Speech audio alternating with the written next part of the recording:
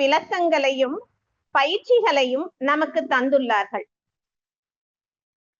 இந்த பிரபஞ்சத்தில் எல்லாமே ஒரு இயக்க ஒழுங்கோடு மிக துல்லியமாக செயல்பட்டு கொண்டிருக்கும் போது நமக்கு மட்டும் ஏன் இத்தனை குறைகள் ஏற்படுகின்றன?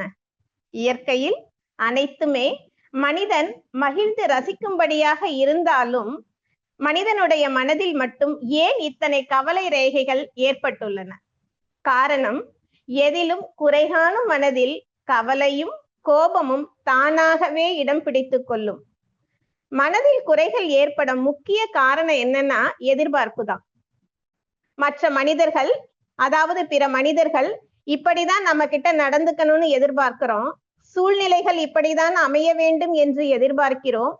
நமது வாழ்க்கை நாம் நினைத்தபடி அமைய வேண்டும் என்று எதிர்பார்க்கிறோம். இதெல்லாம் நடக்காதப்ப அது ஒரு குறையாக தென்பட்டு கவலையில் முடிகிறது. எதிர்பார்ப்பு இருக்கும் இடத்துலதான் ஏமாற்றம் இருக்கும் என்று மகரிஷி அவர்கள் கூறுவார்கள். வாழ்க்கை தேவைக்காக நாம் மற்றவர்களை சார்ந்தோ எதிர்பார்த்துதான் நம்முடைய காரியங்களை செய்ய வேண்டி இருக்குது. நியாயமாக நாம எதிர்பார்க்கக்கூடிய ஒரு சிறு உதவி கூட, நியாயமாக நாம் எதிர்பார்க்கிற ஒரு சிறு உதவி கூட மற்றவங்கள்ட்ட இருந்து நமக்கு கிடைக்கலன்னா மனம் சோர்ந்து போகுது அல்லது கோபப்படுகிறது. கவலைப்பட்டு கவலைப்பட்டு பழக்கத்தால மனம் நோயாகவே ஆகிவிடுகிறது. இதனால் மனித மனதிற்கு எப்பொழுதும் ஏதாகிலும் ஒரு கவலை தேவையாகவே ஆகிவிடுகிறது என்கிறார்கள் மகரிஷி. ஆகையால் பிறரால் நமக்கு ஒரு துன்பம் வரும்போது நாம ஒண்ணு மட்டும் நல்ல உணர்ந்து கொள்ளணும் அப்படிங்கிறாங்க. என்னன்னா, மனித மனமும் அதிலிருந்து வரும் உணர்வுகளும் எளிதில் மாறக்கூடியவையே. அதனால் யாருடைய உணர்வும் யாருடைய உறவும், அதாவது எவருடைய உணர்வும் எவருடைய உறவும் சந்தர்ப்ப சூழலுக்கு ஏற்றாற்போல் மாறிக்கொண்டே இருக்கும். இதற்காக நம்ம வருத்தப்படுறதோ கோபப்படுறதோ அர்த்தமற்ற செயலாக இருக்கும். ஏன்னா அப்பப்ப அந்த உணர்வுகள் மாறிக்கொண்டேதான் இருக்கும். சந்தர்ப்ப சூழலுக்கு ஏற்ப மாற்றம் பெற்றுக்கொண்டே இருக்கும். அதற்காக நம்ம வருத்தப்படுறதோ கோபப்படுறதோ இது அர்த்தமற்ற செயலாக இருக்கும் அப்படிங்கிறாங்க. இன்னொன்னையும் நாம் புரிந்து கொள்ள வேண்டும். உலகில் உள்ள மக்கள் அனைவருக்குமே தனித்தனியாக முக அமைப்பு இருக்கு, உடல் வாகு இருக்கு, செயல்திறன் இருக்கு. அது மட்டும் இல்ல, கைரேகைகள் கூட மாறிதான் இருக்கும். இப்படி இருக்கும்போது மற்றவர்களுடைய மனம் மட்டும் நம்முடைய மனதோடு ஒத்து போக வேண்டும் என்று எப்படி நம்ம எதிர்பார்க்கலாம்? இது நியாயமா? வாழ்க்கை சுகமானதுதான். நாம் தான் நம்முடைய வாழ்க்கை இப்படிதான் இருக்கணும், அப்படிதான் அமையணும்னு சில எல்லைகளையும் கட்டுப்பாடுகளையும் அமைத்து கொண்டு அவதிப்படுகிறோம். நம்ம விரும்புறபடி எல்லாமே அமைஞ்சிடுச்சுன்னா வாழ்க்கை சந்தோஷமா தான் இருக்கும். ஆனால் உலகில் நடக்கும் எதுவுமே நம்முடைய எதிர்பார்ப்புக்கு தகுந்தாற்போல் இருக்காது. நடப்பது எதுவோ அதை முழு மனதோடு ஏற்றுக்கொள்ள பழகினால் நமது அமைதி நிலைக்கும், இல்லையே மனப்புழக்கம்தான் ஏற்படும். எந்த பிரச்சனைகளையும் குறைகளையும் மனதிற்குள் கொண்டு செல்லும் போது அதை பெரிதுபடுத்தாமல் மிக சாதாரணமாக எடுத்துக்கொள்ள பழகணும். இன்னும் சொல்லணும்னா அதை பூதாகரப்படுத்தாமல், ஒரு சின்ன விஷயமா தான் இருக்கும், அதை பெரிதுபடுத்தாம மிக சாதாரணமாக எடுத்துக்க பழகிக்கணுமா. மனதில் ஒவ்வொரு பிரச்சனைகளையும் தீர்வுகளுக்கும் நம்ம என்ன பண்ணிக்கணும் அப்படின்னா ஆறுதல் வார்த்தைகளை சொல்ல தெரிந்திருக்க வேண்டும். ஒரு சின்ன சின்ன பிரச்சனை ஏற்படுது, சின்ன சின்ன சங்கடங்கள் ஏற்படுது அப்படின்னா அப்ப எல்லாம் நமக்கு நாமே சில ஆறுதல் வார்த்தைகளை சொல்ல தெரிஞ்சிருக்கணுமா. யாராச்சும் நமக்கு துன்பம் கொடுத்தாலோ அல்லது நம்ம கிட்ட தவறா நடந்துகிட்டாலோ இப்படி நடந்துக்கிறாங்களேன்னு வேதனைப்படுறத காட்டிலும் இருந்துட்டு போகட்டுமே, அதனால என்ன பரவாயில்ல, நாம நம்ம வழியில நடப்போம், நமக்கு இறையாற்றல் வழி காட்டும், இப்படி இந்த ஆறுதல் வார்த்தைகளை நமக்கு நாமே சொல்லிக் கொள்ள வேண்டும். இந்த வார்த்தைகள் நம்மை வழிநடத்தக்கூடிய சக்திகள் ஆகும் அப்படிங்கிறாங்க. கவலை இல்லாமல் சுதந்திரமாக இருக்கக்கூடிய மனம்தான் மேல்நிலையை பற்றி சிந்திக்க முடியும், அதாவது இறைநிலையை பற்றி சிந்திக்க முடியும், இறைநிலையை அடைய முடியும் என்று மகரிஷி சொல்றாங்க. அதனால எப்பொழுதும் அமைதியாக இருங்கள், தியானம் செய்யுங்கள், நல்லதையே நினைத்து நல்லதையே செய்யுங்கள்.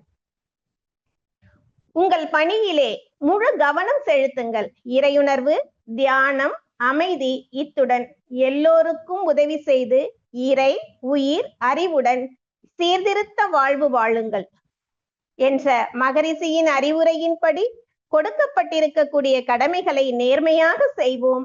யாரையும் வருத்தப்படுத்தாத வாழ்க்கையை, அதாவது துன்பப்படுத்தாத வாழ்க்கையை அமைப்போம்.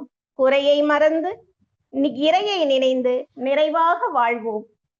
எவ்வளவு உயர்ந்த சிந்தனைகளை நம்ம மனதுல விதைக்கிறோமோ அவ்வளவு உயர்ந்த செயல்கள் நமக்குள்ள மலரும். ஏற்கனவே நம்ம கிட்ட இருக்கக்கூடிய நல்ல கருத்துக்களுக்கு வலிமை சேர்க்க வேண்டும் என்றால், புதிய சிந்தனைகளை தூண்ட வேண்டும் என்றால் அதற்கு உதவக்கூடியது எது அப்படின்னு கேட்டீங்கன்னா, இது போன்ற சத் சங்கங்களும் நல்ல புத்தகங்களும் அப்படிங்கிறாங்க. எந்த புத்தகத்தையும் நம்ம மனம் ஒன்றி படிக்கும் போது நமது மன ஓர்மை அல்லது ஆழத்திற்கு ஏற்ப அதில் சொல்லப்பட்டிருக்கக்கூடிய விஷயங்களை விட கூடுதலான கருத்துகள் நம்முடைய மனதில் புகும். மகரிஷியோட கருத்துக்களை நாம படிக்கும் போது வெவ்வேறு சமயங்கள்ல வெவ்வேறு விதமான புரிதல்கள் நமக்குள் நிகழ்வதை நாம் கவனித்திருப்போம். நல்லா ஆழ்ந்து படிக்கும் பொழுது தெரியும். மகரிஷியினுடைய கவிதைகளாகட்டும் தத்துவங்களாகட்டும் நாம் ஒவ்வொரு முறை படிக்கும் பொழுது நம்முடைய அறிவின் நிலைக்கு ஏற்ப நமக்கு வெவ்வேறு புரிதல்கள் ஏற்பட்டு கொண்டே இருக்கும். உயர்ந்த நல்ல புத்தகங்களை ஆழ்ந்து படிக்கும் பொழுது நம்முடைய மனம் நுண்ணிய நிலைக்கு சென்று விடுகிறது. அதில் உள்ள நல்ல சிந்தனை நம்முடைய கருமையத்துல, நம்முடைய ஜீவகாந்தத்துல, வான்காந்தத்துல எல்லாம் போய் பதிவாகிறது. அந்த பதிவோட அழுத்தத்தால பிரபஞ்ச சக்தியிலிருந்து அதற்கு இணையான நல்ல பதிவுகள், சிந்தனைகள் நமக்குள் நுழைந்து நம்முடைய புத்தகங்களை படிக்கும் பொழுது அதற்கு ஏற்ப அந்த சிந்தனைகளினுடைய அந்த பதிவுகள் நம்முடைய கருமையத்துல, ஜீவகாந்தத்துல, வான்காந்தத்துல பதிகிறது. அந்த பதிவினுடைய அழுத்தத்தால் பிரபஞ்சத்தில் இருந்து அதற்கு இணையான நல்ல பதிவுகள் நமக்குள் நுழைந்து நம்முடைய பதிவுகளை மாற்றுகின்றன. இதனுடைய விளைவு நாம் ஒரு நல்ல மனிதராக, ஏன் இன்னும் சொல்ல போனா மகானாக கூட மாறக்கூடிய வாய்ப்பு இருக்கிறது. ஞானிகள் தாம் இருக்கும் இடத்திலிருந்தே தூய்மையான எண்ண அலைகளை பரப்பி பிறருக்கு நன்மை செஞ்சுக்கிட்டே இருப்பாங்க. நாமும் மனதுல தேவையில்லாத எண்ணங்களை தவிர்க்க வேண்டும்.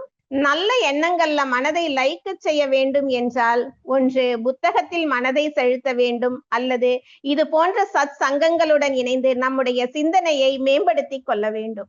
இதெல்லாம் செய்யும் பொழுதே நம் மனம் நிறைவாக இருக்கும். அது மட்டுமல்ல, இயற்கை மிஞ்சிய சக்தியே இல்ல. இயற்கை விதியால் நடக்கும் விஷயங்கள் மனிதனின் சக்திக்கு அப்பாற்பட்டவை. அதை ஏற்றுக்கொள்ளதான் வேண்டும். இந்த வாழ்க்கை நிலையற்றது என்று ஒவ்வொரு க்ஷணமும் உணர்ந்து வாழ்பவருக்கு எத்துன்பமும் பாதிப்பை உருவாக்காது. மேலும் தனக்குள்ளேயே எப்பொழுதும் ஆன்மீக சிந்தனையில் மூழ்கி கிடப்பவரும், தனக்குள்ளேயே எப்பொழுதும் ஆன்மீக சிந்தனையில் மூழ்கி கிடப்பவருக்கும், இயற்கை அற்புதங்களை உணர்ந்து வாழ்பவருக்கும், இறைநிலையோடு அடிக்கடி கலந்திருப்பவருக்கும் புற சூழ்நிலையின் தாக்கம் அதிகமாக இருக்காது. அதாவது எப்பொழுதும் தனக்குள்ளேயே ஆன்மீக சிந்தனையில் மூழ்கி கிடப்பவருக்கும், இயற்கை அற்புதங்களை உணர்ந்து வாழ்பவருக்கும், இறைநிலையோடு அடிக்கடி கலந்திருப்பவருக்கும் புற சூழ்நிலைகளினுடைய தாக்கம் அதிகம் இருக்காதுன்னு சொல்றாங்க. ஒரு ஆன்மீகவாதியாக நம்முடைய துன்பத்தை இப்படி ஏற்றுக்கொண்டாலும் மற்றவங்க துன்பப்படும் பொழுது அதை பார்க்க நம்முடைய மனம் கலங்கும்.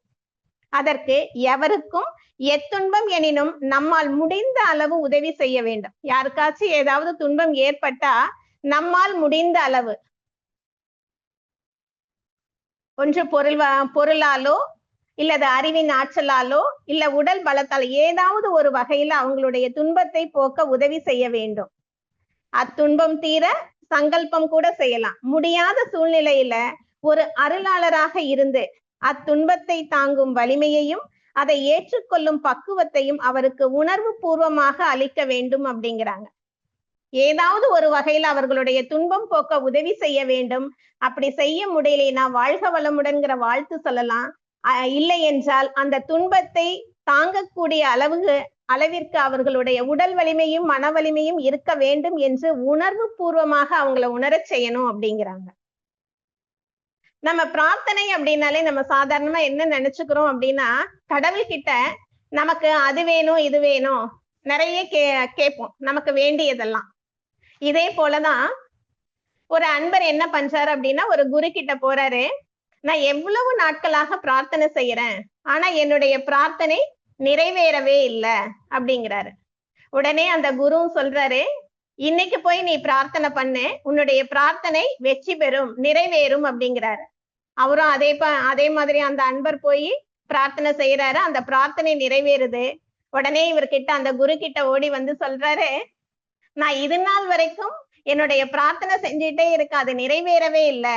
ஆனா நீங்க எப்பொழுது உங்களுடைய பிரார்த்தனை நிறைவேறும்னு சொல்லி என்னை ஆசீர்வதித்து அனுப்பினீர்களோ அப்ப நான் என்னுடைய பிரார்த்தனை நிறைவேறுச்சு அப்படின்னு சொல்றாரு. அப்ப உங்களாலதான் என்னுடைய பிரார்த்தனை நிறைவேறுச்சு, கடவுளால கிடையாது அப்படிங்கிறாரு. உடனே அந்த குரு சொல்றாரு, அப்படியெல்லாம் இல்லை, இப்பொழுதும் பிரார்த்தனையினாலதான் உனக்கு அந்த பிரார்த்தனை நிறைவேறியது, பிரார்த்தனையினாலதான் ஆச்சு. ஆனா ஒரே ஒரு சின்ன வித்தியாசம் என்ன அப்படின்னா, நீ பிரார்த்தனை செய்யும் பொழுது உனக்காக நீ பிரார்த்தனை செய்தாய். ஆனா உன்னுடைய பிரார்த்தனை நிறைவேற வேண்டும் என்று நான் உனக்காக பிரார்த்தனை செய்தேன் குரு சொன்னாராம். அந்த அன்பர் அவருக்காக பிரார்த்தனை செய்யறாரு. ஆனா குரு அந்த அன்பருடைய வேண்டுதல் நிறைவேற வேண்டும் என்று பிரார்த்தனை செய்யறாரு. அப்ப இந்த இறைநிலை நாம் நமக்காக பிரார்த்தனை செய்வதை காட்டிலும் மற்றவருக்காக பிரார்த்தனை செய்யும் பொழுது அதை நிச்சயம் நிறைவேற்றுவார். இதுதான் நம்ம வாழ்த்தும் பயனுங்கிற இதுல வாழ்க வளமுடன் என்று மற்றவர்களுக்காக நம்ம வாழ்த்தி கொண்டு இருக்கிறோம். அப்ப மற்றவர்களுடைய துன்பம் போக்கக்கூடிய அளவுல நம்ம ஏதாவது ஒரு உதவி செய்ய வேண்டும். அப்படி செய்ய முடியல அப்படின்னா கூட வாழ்க வளமுடன் என்று வாழ்த்து சொல்வதன் மூலம் அவர்களுடைய துன்பம் நீங்குவதற்கு ஒரு வழி ஏற்படும். இப்ப அந்த நிறைநிலையில் அமைதி ஏற்படுவது எப்படி என்பது பற்றி மகரிஷி ஒரு தெளிவாக ஒரு கவிதையில நமக்கு சொல்லியிருக்காங்க. எல்லை கட்டும் மனநிலையில் இன்ப துன்பம் இரவு பகல் சிறிது பெரிது ஆண் பெண் கீழ்மேல் நல்லதுவும் அல்லதுவும் நாணம் வீரம் நட்டம் லாபம் என்ற அனைத்தும் தோன்றும். அதாவது நம்ம எல்லை கட்டிய மனநிலையில இருக்கும் போது இன்ப துன்பம் இரவு பகல் சிறியது பெரியது ஆண் பெண் கீழே மேலே நல்லது கெட்டது வெட்கம் வீரம் நஷ்டம் லாபம் என்ற அனைத்துமே தோன்றும் எல்லை கட்டிய மனநிலையில் இருக்கும் பொழுது. வல்லமையும் அதன் முழுமை நிலையாய் உள்ள வரை கடந்த மெய்ப்பொருளாம் அகத்துணர்ந்தால், அதாவது வல்லமையும் அதன் முழுமை நிலையாய் உள்ள எல்லையற்ற மெய்ப்பொருளான், அதாவது இறை, எல்லையற்ற அந்த இறைநிலையை நம் அகத்தே உணர்ந்தால் அல்லலற்று அறிவு விழித்தும் விரிந்தும் அறிவறிந்த நிறைநிலையில் அமைதி காணும். அதாவது துன்பமற்ற நிலையில் இந்த அறிவானது விழிப்பு நிலையிலும் விரிந்த நிலையிலும் அறிவை அறிந்த நிறைநிலையில் அமைதி காணும் அப்படிங்கிறாங்க. அப்ப எல்லையற்ற மனநிலையில இருக்கும் போதுதான் எல்லா வகையான துன்பங்களும் நிகழ்கின்றது. எல்லையை அற்று அந்த எல்லையற்ற நிலையில் அந்த மெய்ப்பொருளை நாம் அகத்தே உணரும் பொழுது அனைத்து விதமான துன்பங்களிலிருந்தும் விடுபட்டு நம்முடைய மனமானது நிறைவு பெறும், அமைதி அடையும் அப்படிங்கிறாங்க. எதற்காக இந்த மன நிறைவு நமக்கு வேணும் அப்படின்னீங்கன்னா, மனித வாழ்க்கை முழுமை பெற இந்த மன நிறைவு வேண்டும். மனநிறைவு என்பது உலக பொருட்களால் அடையப்படுவது அல்ல, அது அகத்தில் தோன்றுவது. நம் மனிதனுக்கு எவ்வளவு சொத்து மக்கள் என்று இருந்தாலும், அதாவது மக்கள் அப்படிங்கிறது நம்முடைய சொந்த பந்தங்கள், மனிதனுக்கு எவ்வளவு சொத்துக்கள் சொந்த பந்தம் என்று இருந்தாலும் அது இயற்கைக்கு சொந்தமாகும். அனைத்துமே நம்முடைய சொத்து பத்தாகட்டும் நம்முடைய சொந்த பந்தங்கள் ஆகட்டும் அனைத்துமே இயற்கைக்கு சொந்தமாகும். உரிமை என்ற பெயரில் அதை பாதுகாக்கக்கூடிய பொறுப்பு மட்டுமே தான் நமக்கு இருக்கு. நம் காலத்திலேயே அது நம்ம விட்டு போய்விடலாம், அல்லது அவற்றை விட்டு நாம் போய்விடலாம். இது இயற்கை நியதி. இந்த உண்மையை நம்ம விளங்கி கொள்ளும் பொழுது சொத்துக்களையும் மக்களையும் பாதுகாப்பது உரிமை என்ற நிலை மாறி கடமை என்ற நிலைக்கு மனம் வந்துவிடும். உரிமைங்கிற நிலை மாறி கடமை அப்படிங்கிற நிலைக்கு மனம் வந்துவிடும். இன்னும் வேண்டும் என்ற அந்த பேராசை நிலை மாறி சமுதாய வளம் சேர்க்கும் தொண்டு என்ற நிலைக்கு நம்முடைய உள்ளமானது கனிந்து விடும். அங்குதான் மனிதனுக்கு மன நிறைவு வரும், அமைதி கிட்டும், மகிழ்ச்சி தோன்றும் அப்படிங்கிறாங்க மகரிஷி. வாழ்க்கை துணை, மக்கள், தொழில், சொத்து என்று அனைத்தும் அவரவர் தகுதிக்கு ஏற்ப, வினை பதிவுகளுக்கு ஏற்பவே இறைநிலை அளித்துக் கொண்டிருக்கிறது, அதாவது கொடுத்து கொண்டிருக்கிறது. இதை அறிந்து ஒப்புக்கொண்டாலே மனதிற்கு நிறைவு கிட்டும். மனதிற்கு நிறைவு கிட்டும் வரை மனித வாழ்க்கை முழுமை பெறுவது இல்லை. அப்ப நிறைவால் நிறை அப்படிங்கிறதுக்கு தெளிவான விளக்கம் மகரிஷி அவர்கள் ஒரு கவிதையில கொடுத்திருக்காங்க. என்ன அப்படின்னு பாத்தீங்கன்னா, நீர் நிறைந்த பாண்டத்தில் காற்றேறாது. அதாவது நீர் இருக்கக்கூடிய பாத்திரத்தில், நீர் நிறைந்திருக்கக்கூடிய பாத்திரத்தில் காற்று உட்புகாது. நித்தியமா மெய்ப்பொருளால் நிறைந்த உள்ளம் ஊர் உலக பொருள் கவர்ச்சி உணர்ச்சி ஏதும் உள்நுழையா. அதே போல மெய்ப்பொருளால், அதாவது இறைநிலையால் நிறைந்த இந்த உள்ளத்தில் ஊர் உலக பொருள் கவர்ச்சி உணர்ச்சி ஏதும் உள்நிலையா. இந்த பொருள் கவர்ச்சி ஆகட்டும், உலகத்தில் உள்ள எல்லா விதமான A to Z சொல்லுவாங்க இல்லையா, அனைத்துமே நமக்கு அந்த ஊர் உலக பொருள் கவர்ச்சி எதுவுமே இறைநிலை உணர்வால் நாம் மனம் நிறைந்திருக்கும் பொழுது இந்த ஊர் உலக பொருள் கவர்ச்சி உணர்ச்சி எதுவுமே நமக்குள்ள நுழையாது. இப்பேரு தவத்தாலன்றி யார் பெறுவர் யார் தருவர், அறிவு ஓங்கி அதுவே தான் மெய்ப்பொருள் என்றறியும் பேச்சை. அதாவது அறிவேதான் தெய்வம் என்று நாம் தெரிந்து கொள்கிறோம் அல்லவா, அந்த அறிவேதான் தெய்வம் என்று அறிகின்ற பேச்சை தவத்தினால் அன்றி யாரால் பெற முடியும், யாரால் தர முடியும் அப்படிங்கிறாங்க. அது மட்டுமல்ல, சீர்நிலையில் மனம் வைத்து வேண்டா பச்சை செதுக்கிக் கொண்டே இருக்கும் விழிப்பு வேண்டும். அதாவது மனம் அமைதியான நிலையில், சீர்நிலையில் நம்ம கிட்ட இருக்கக்கூடிய வேண்டா பற்றுகள் என்னென்ன வேண்டா பற்றுகள்? பொருள், புகழ், செல்வாக்கு, புலனின்பம் போன்ற பற்றுக்களை வேண்டாம் என்று செதுக்கிக் கொண்டே இருக்கக்கூடிய அந்த விழிப்பு நிலை வேண்டும் அப்படிங்கிறாங்க. அப்ப நீர் நிறைந்திருக்கக்கூடிய பாண்டத்தில் காற்று உட்புகாதது போல மெய்ப்பொருளால் நிறைந்திருக்கக்கூடிய இந்த உள்ளத்தில் ஊர் உலக பொருள் கவர்ச்சிகள் எதுவும் உள்நுழையாது. அது மட்டுமல்ல, அறிவுதான் மெய்ப்பொருள் என்று அந்த அறியக்கூடிய அந்த இத தவத்தினால் அன்றி நாம் பெற முடியாது. இதற்கு ஒரு உதாரணம் சொல்லணும் அப்படின்னா, ஒரு அன்பர், குமார்னு சொல்லக்கூடிய ஒரு அன்பர், அவருக்கு ஒரு நிரந்தரமான வேலை கிடையாது. அவருக்கு 2 மகள்கள், ஒரு உடல்நலம் சரியில்லாத ஒரு மனைவி. அப்ப இவங்களை எல்லாம் எப்படி பாதுகாக்கிறது, பராமரிக்கிறதுன்னு சொல்லி கவலையில அப்படியே ரோட்ல நடந்துட்டு இருக்கிறாரு. அப்ப எதிரில் வரக்கூடிய ஒரு சாது அவரை பார்த்து விசாரிக்கும் பொழுது எல்லா விவரங்களையும் சொல்றாரு. உடனே அந்த சாது என்ன பண்றாரு அப்படின்னா, எப்பா நீ ஒரு குறிப்பிட்ட இடத்தை சொல்லி, அங்க ஒரு மரம் இருக்கும், பக்கத்திலேயே ஒரு குகை இருக்கு, அந்த குகையில வெள்ளி புதையல் இருக்கும், அந்த வெள்ளி புதையல்களை எடுத்து நீ பயன்படுத்திக்கோ அப்படிங்கிறாரு. அதே மாதிரி இவரும் அந்த குறிப்பிட்ட இடத்துக்கு போறாரு, அந்த வெள்ளி புதையல்களை எடுக்கிறாரு. எடுத்துட்டு வந்து தன்னுடைய பிசினஸ்ல போடுறாரு. பிசினஸ் நல்ல வளர்ச்சி அடையுது. தன்னுடைய குழந்தைகளுக்கும் நல்ல படிப்பு கொடுக்கிறாரு. மனைவியும் நல்ல மனைவிக்கு நல்ல ஒரு மருத்துவத்தை கொடுத்து அவங்களையும் சரிப்படுத்துறாங்க. கொஞ்சம் சில காலம் ஆகுது. மீண்டும் அவருடைய பிசினஸ்ல நிறைய நஷ்டம் ஏற்படுது. அப்ப அவருக்கு நிறைய பணம் தேவைப்படுது. குழந்தைகளை படிக்க வைக்கவும் பணம் தேவைப்படுது.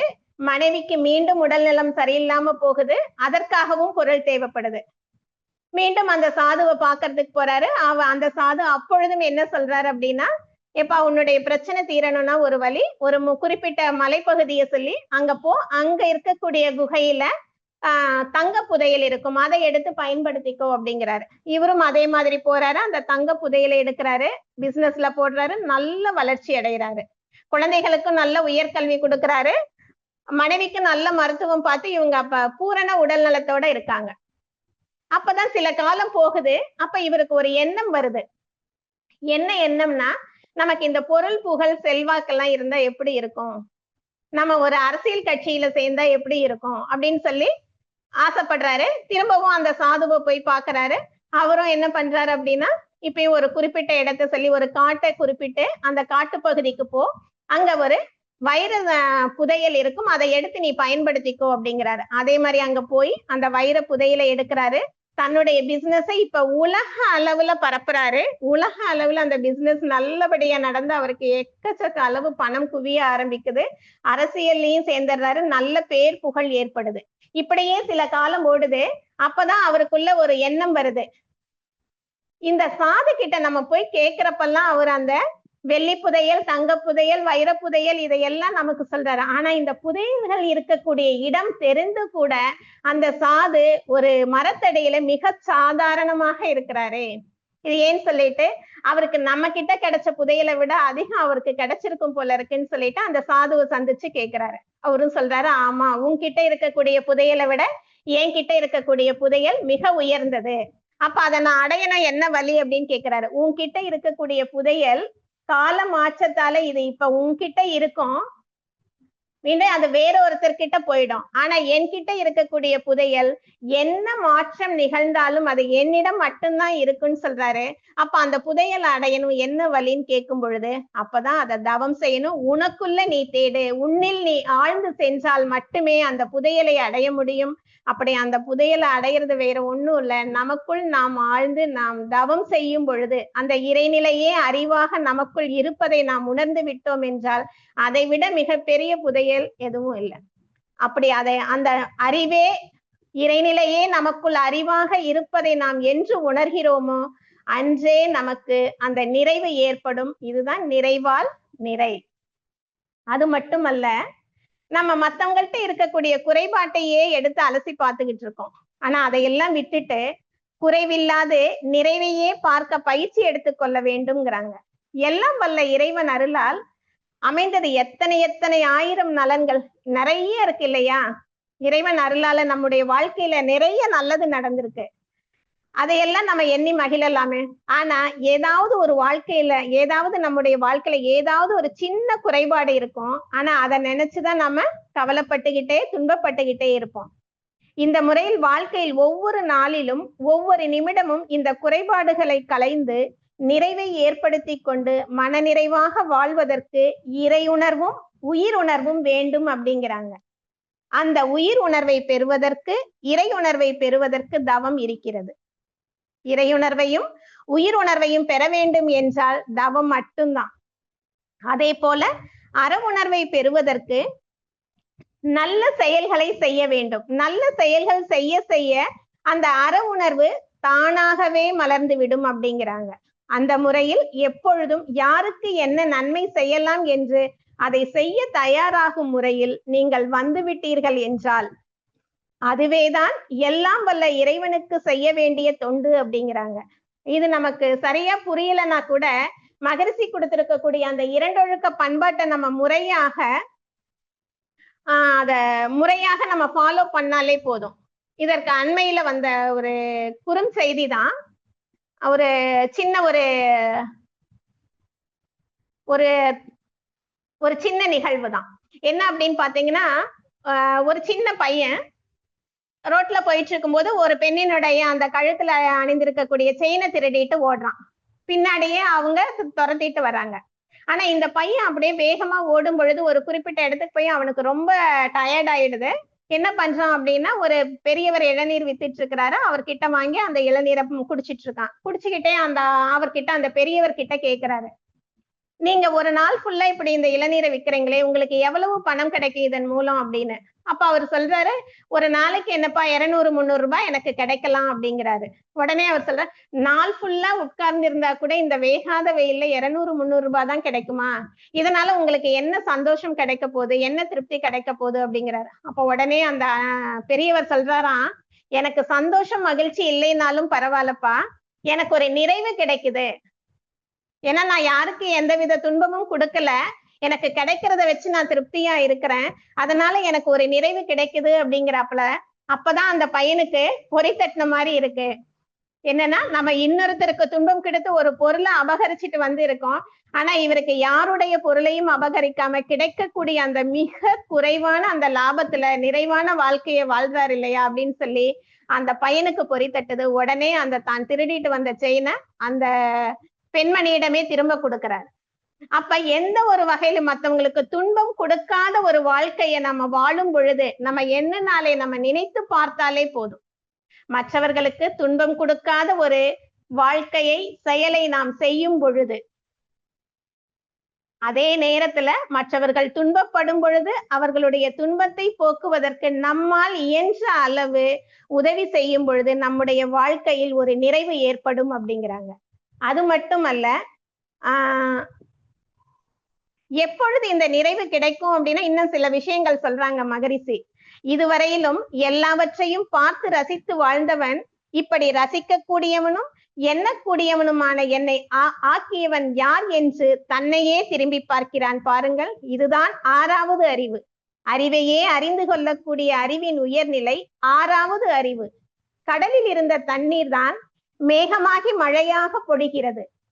அருவியாக ஆறாக ஓடும் தண்ணீர் மீண்டும் எங்கே சென்று சேர்கிறது? கடல்ல தானே. குளமாக ஏரியாக அந்த நீரை தேக்கி வைத்தாலும் அது புடைத்து கொண்டே இருக்கும். கரை உடைந்தால் தன் மூலமான கடலை நோக்கியே அது விரைந்தோடும். கடலை அடையும் வரை அதற்கு ஓய்வு, அமைதி இல்லை. இது போன்றே மெய்ப்பொருள் என்ற பிரம்மமே அணுவாகி பஞ்சபூதமாகி ஜீவனாகி மனிதனாகி இருக்கிறது. அவை எல்லாமே இறைநிலைதான். இனி மனிதன் 6வது அறிவு மேலோங்க பெற்று அவன் தன்னிலையை, தான் பிரம்மம் என்ற நிலையை அடைந்தாக வேண்டும். அதுவரை மனிதனுக்கு அமைதி கிட்டாது. எதை அடைய வேண்டுமோ அதை அடையாத வரை வேறெது கிட்டினாலும் மனக்குறை மனிதன் உள்ளத்தில் தலையெடுத்து கொண்டேதான் இருக்கும். அடைய வேண்டியதை அடைந்து அமைதி பெறுவோம், நிறைவாக வாழ்வோம். இன்னும் மகரிஷி சொல்றாங்க, இறையோடு உறவு கொள்ள வேண்டும் அப்படிங்கிறாங்க. ஏன் அப்படின்னு கேட்டீங்கன்னா, இறைவனை நோக்கி தியானம் செய்தால், வேண்டினால் அவர் நமக்கு இன்னது வேண்டும் என்று கேட்டதையெல்லாம் கொடுப்பார். இத நினைச்சு நம்ம படிச்சிருப்போம், இல்ல பெரியவங்க சொல்லி கேட்டிருப்போம். அதனால நம்ம இறைவனை வழிபடுறோம். இந்த இடத்துல ஒரு உணர்வு தான் இருக்குது அப்படிங்கிறாங்க. ஆனால் இறை உறவிலே அப்படி இல்லை. அங்கு முழுவதுமாக கலந்து நிற்கிறோம்.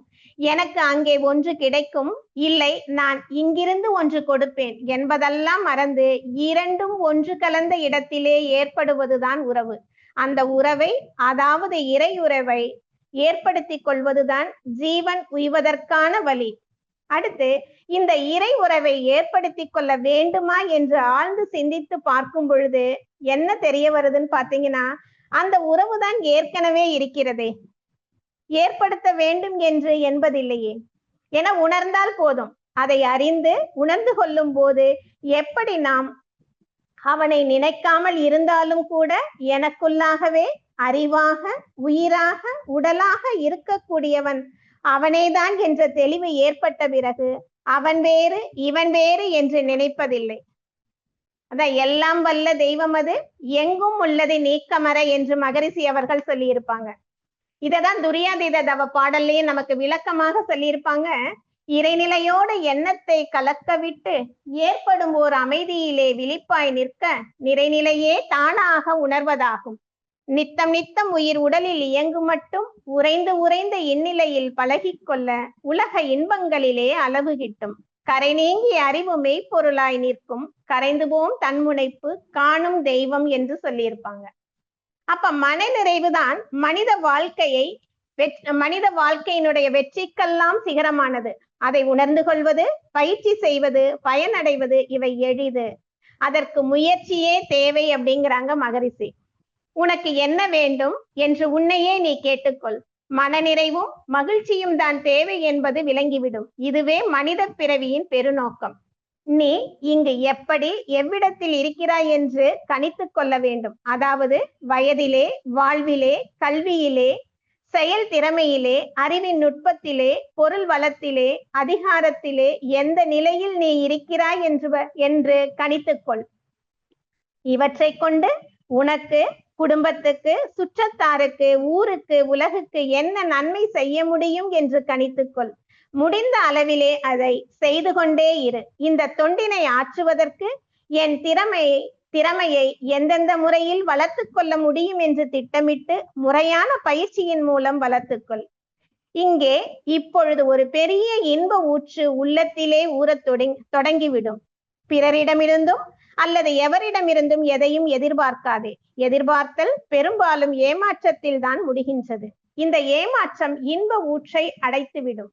ஒவ்வொருவருக்கும் அறிவு இருக்கிறது, பொறுப்புணர்ச்சி இருக்கிறது, செயல் திறமை இருக்கிறது, வாழ்வின் அனுபவம் இருக்கிறது. இதை ஒத்துக்கொள். பிறரை மேய்ப்பதோ அடக்கி ஆள்வதோ இன்ப ஊற்றை கெடுத்துவிடும். நலம் செய்வதோடு விட்டுவிடு. அதற்கு பதில் எதிர்பார்ப்பதை மறந்துவிடு.